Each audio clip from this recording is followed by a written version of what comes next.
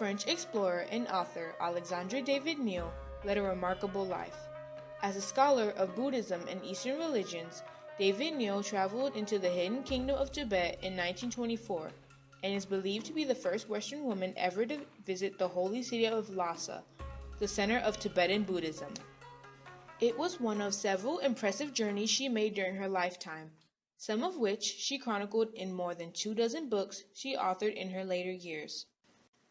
She was born Louise Eugenie Alexandrine Marie David in Saint-Mandé, a suburb of Paris, France, on October 24, 1868. Her father was a French journalist and teacher, and her mother was a native of Belgium. She ran away from her home to explore further than the limits of her yard right before the family moved to Brussels.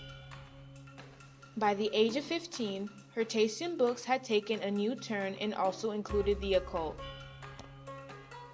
This was partially due to an English journal produced by the Society of the Supreme Genesis, which was located in London, and the person responsible for influencing her into this type of reading was the English occultist Elizabeth Morgan. The journal included a variety of mysterious subjects, such as the chemistry of fermentation and enzymes in ancient languages, including fragments of Sanskrit, which fascinated David-Neel. In the summer of 1855, her family spent the holidays in Ostend, but the young David-Neel wanted to travel somewhere much more interesting, so she decided to seek answers for her questions on Elizabeth Morgan's writings in person. She hiked into Holland and then crossed the English Channel. Arriving in London, she went out to find Elizabeth Morgan, but when she encountered the older woman, she insisted that David-Neel return to her parents in Belgium. David-Neel returned home, but even though she was warned about her behaviors, she repeated such daring and solitary acts. On her next exploration, she traveled by train to Switzerland and hiked alone through the Swiss Alps on the St. Gothard Pass into Italy. Soon running out of money, she swallowed her pride and called home for help, giving her mother no choice but to go and fetch her.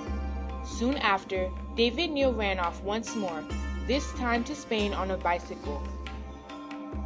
In 1888, she received a letter from Elizabeth Morgan, who offered her a chance to take up the study of mysticism with the Society of the Supreme Genesis.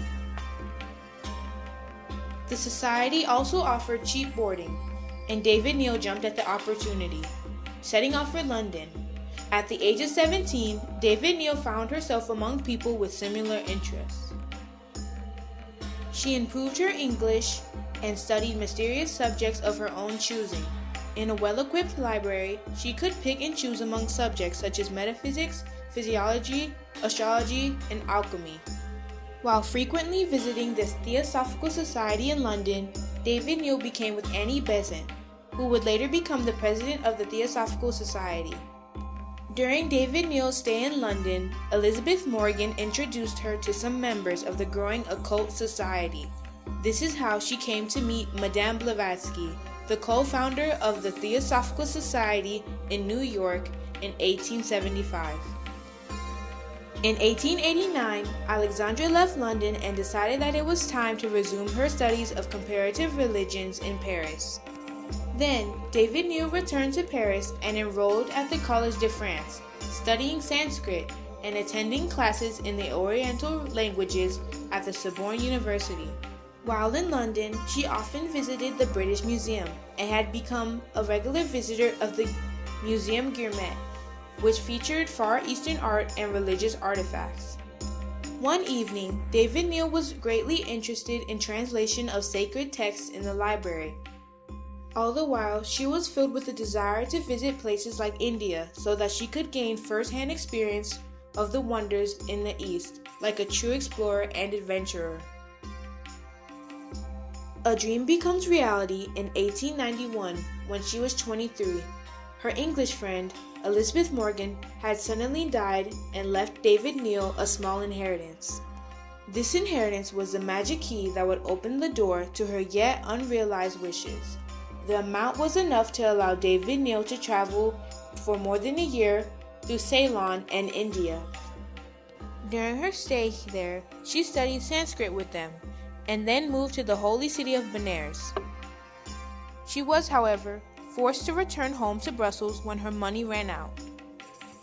1911 was the year when David-Neel visited India for the second time, and it was also the momentous year that would begin a 14-year journey. This year, she also revisited Ceylon and paid her respects at the Buddhist pilgrimage site. Other major stops in this journey included Madurai and Madras. In Madurai, she visited the fabled Meenakshi temple and secretly watched highly erotic tantric rites. By 1912, David-Neel had moved on to Benares, and her Sanskrit studies had advanced to such a stage that the College of Sanskrit in Benares awarded her an honorary doctorate of philosophy, a first for a European woman. It was in the same year that she arrived in the small Himalayan state of Sikkim. There, she enriched her knowledge of Buddhism by visiting all of the important monarchies. She also met the Prince of Sikkim and became the first European woman to meet the Dalai Lama, who was there in exile at the time. David-Neel's audience with the 13th Dalai Lama took place on April 15, 1912, and he advised her to learn the Tibetan language. During the next 2 years, she learned the art of telepathy from him, as well as tumo breathing, a Tibetan technique of generating body heat to enable one to keep warm in freezing conditions. Another person that came into David-Neel's life at this time was a 15-year-old boy named Alfred Yongden. She and Alfred Yongden developed a friendship that was to last a lifetime, and eventually, David-Neel adopted him as her son. In 1916, David-Neel entered Tibet illegally at the invitation of the Pachin Lama, who was the highest-ranking Lama after the Dalai Lama, and visited him at his monastery in Shigante. The British would not tolerate this and expelled her from Sikkim. She and Yongden then left together for Japan. From Japan, they traveled to Korea and then undertook a very difficult journey across the entire width of China, and also journeyed through the Gobi Desert and Mongolia. In China, they visited the Kumbum Monastery, and there they spent 2.5 years and translated rare manuscripts into French and English.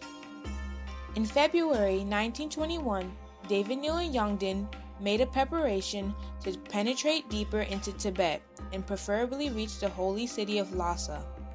This ambitious objective, however, took them a full 3 years to accomplish. David-Neel and Yongden finally arrived in Lhasa in February 1924, but David-Neel was somewhat disappointed.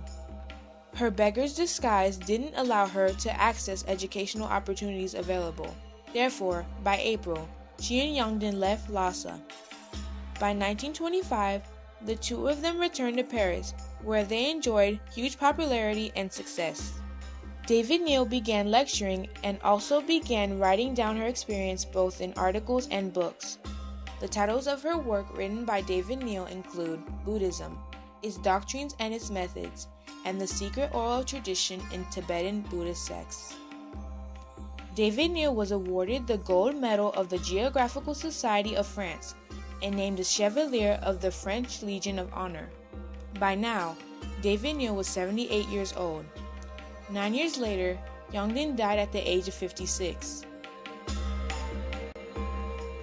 David-Neel continued writing and studying until her death in 1969, when she was almost 101 years old. As requested in her last will, her ashes and those of Yongden's were mixed together and released into the Ganges River in 1973.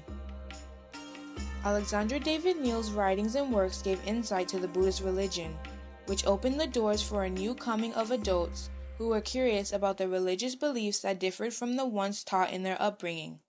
Her teachings will never be forgotten or destroyed, and they will forever continue to inspire today's people to uncover the secrets of foreign religion.